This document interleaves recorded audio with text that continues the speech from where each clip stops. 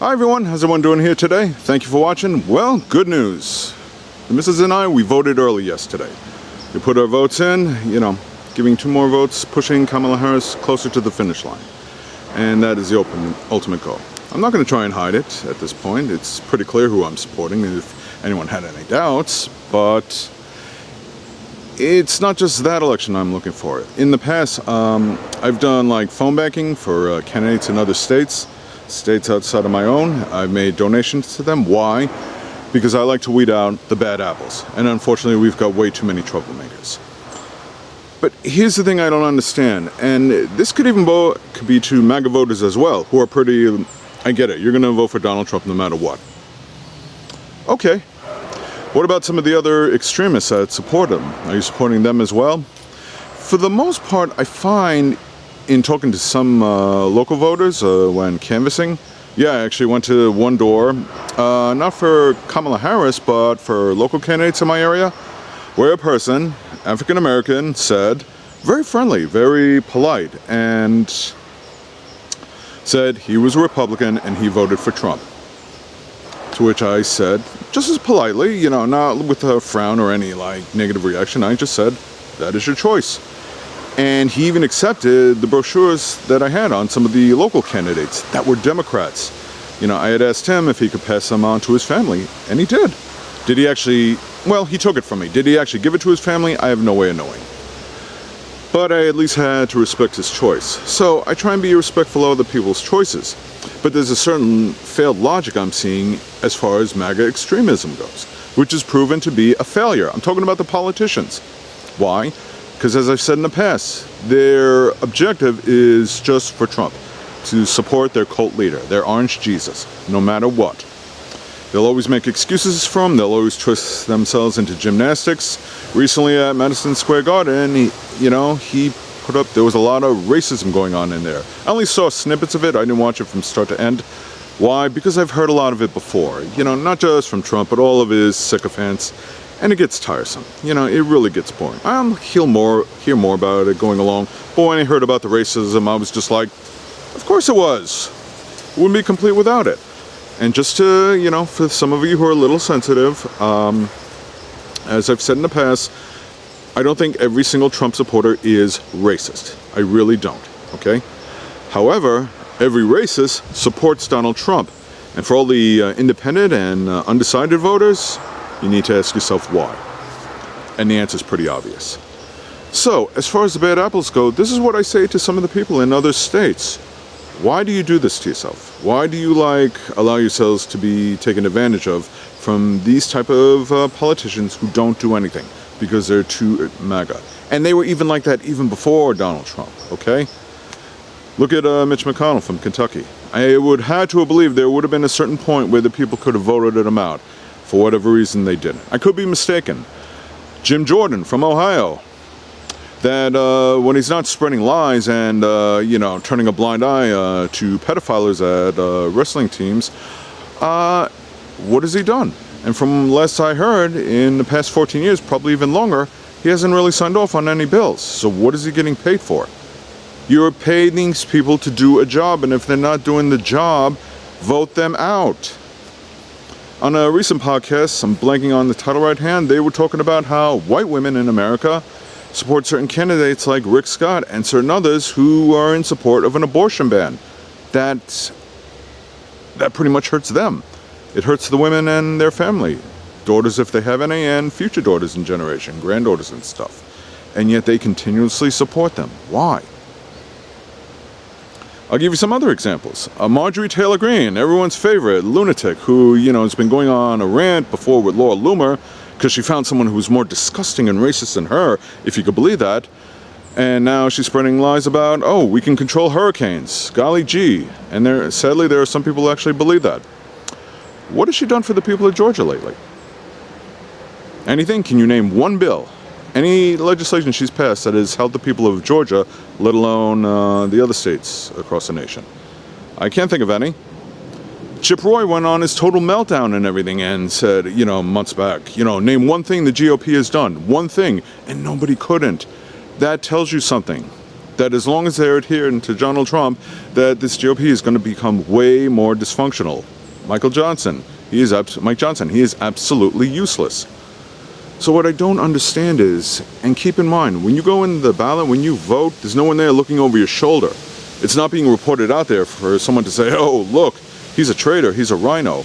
You are there by yourself. You can vote for anyone you want.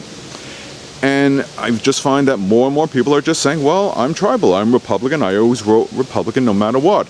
Let me let you on a little secret. Actually, I've said it before. I have voted Republican in the past if I thought the Republican candidate was the better choice, that knew how to do the job. I don't care if they're entertaining. I don't care if the rallies are fun. Sure, you get a good laugh out of them. It's fun to laugh at Donald Trump and Marjorie Taylor Greene and some of his other sycophants. But if they're not doing the job, they can potentially hurt people. To say nothing about things don't get done. Those who are in need, living in poverty and stuff like that, veterans and stuff, children living in food insecure homes, they suffer the brink of it, okay? I'm doing okay. So if there's a Republican out there who wants to pass a law that helps give free lunches and breakfasts to children in red states, I say go for it. But you don't live in a red state. It doesn't matter. It helps people. I say go for it. But you don't have children. No kidding. But I don't care. I say go for it. Not every single law that has to be passed has to help me personally. But it should help Americans on a whole. And I could go down on the line. JVD Vance, before he became the lying, vile VP candidate for Trump, what was he doing prior to all that? I can't think of anything. Lauren Boebert in Colorado. When she's not doing the five-knuckle chuckle and worried about public urination, which isn't even an issue, what has she done lately for the people of Colorado? Anything? I can't think of any. Matt Gaetz from Florida, who, you know, when he's not hanging out with underage girls and everything and stuff like that, what has he done for the people? Mark Rubio, also from Florida. What has he done lately? Anything?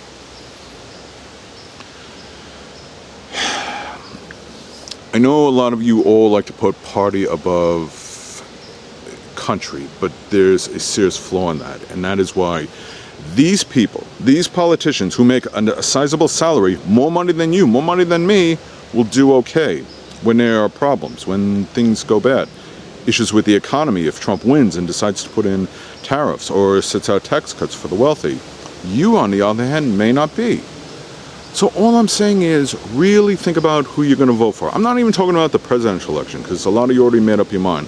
But I'm also appealing, like I said, to independent and undecided voters. If you live in a red state, ask yourself, is Marjorie Taylor Greene doing right by me? Don't think about the entertainment quality. Don't think about, well, she supports Trump, so by default I got to vote for her. No, you have a choice. Really ask yourself, is she doing the right thing by me? And if she isn't, you still have an opportunity if you haven't voted yet.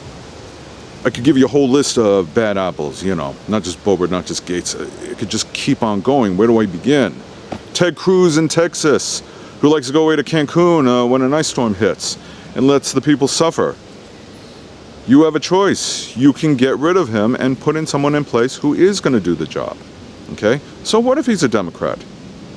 So what? Again, if you vote for him, no one's going to know. You don't have to announce it. Just do what's right by you and for country. Don't just put party over America. Really put America first if that's what you believe in. And if you've got somebody who has no track record or a track record of doing absolutely nothing, you really got to do some soul searching and ask yourself, is it worth it? Because like I said before, not too long ago, when Lauren Boebert could have gotten voted out, they didn't. Same thing with Marjorie Taylor Greene. What do they do if they lose? They're out of Congress. Now you got somebody in place who's not only going to get stuff done, but are they just going to shut up and disappear? No, they're going to go on Fox and whine and all other far-right extremist propaganda and media and just complain. You get the best of the entertainment, and you get somebody else in play who's actually going to do the job. Until we do away with MAGA, because it's not just about Kamala Harris winning in 2024, which she will win. It is about going up against extremism, not just for your sakes, but for country's sakes. Yes, even in red states, I think about them too. Okay, I have done donating and volunteer campaigning for people in red states in the past. Why? Because I want to see the right people get in office. Because it's not just what they do in their state, it's positions in Congress that help Americans across the nation. You can't just make everything like, well, they're only helping me and only me, so that's okay. If on a whole they're not doing the right thing, you really got to ask yourself, is it worth it? Okay? If you haven't voted yet, you still have the opportunity to do the right thing. The right thing may be a little questionable at times or subjective, but overall, in the end, if you got somebody in your state that is not doing the right thing by you and your family and by the people in your community, get rid of them. Get rid of the bad apples, please. Not for my sakes, for yours. I'm already doing that in my state. Red states, you still have that option, for those candidates that are up for re-election. I'm really hoping you'll do the right thing, because, like I said, there's a lot at stake here in this election. I'm not just doing it because, they'll say I have Trump derangement syndrome. No, I do it because I care about America. Because I know MAGA is a failure. Because I know the GOP is, as long as it doesn't, until it loses its grip from Trump, it's never going to get anything done. Even Marjorie Taylor Greene herself said that. The GOP can't get things done out of her mouth. What more proof do you need? Really? And I'm not doing it to get on a high horse. I'm not trying to criticize anyone. Who you vote for is up to you. Like I said, I didn't walk away with that voter I met yesterday and was like, I just said, that is your choice and everything. Maybe he really believes Trump's the right candidate. I disagree, and track records prove it. So, make the right choice, please. For yourself, for your friends and family, for your community, but most importantly, do it for America, okay? Because we're all in this together, on different ways, in different levels, in different circumstances, but we're still in this together. And even though I'm doing okay, there are a lot of other Americans who are not and do need our help. And the only way we're going to get that help is by getting the right candidates in charge. And with a bad track record, you know what you got to do. Take the bad apples and say adios. Anyway, thank you for watching. I really hope you understand.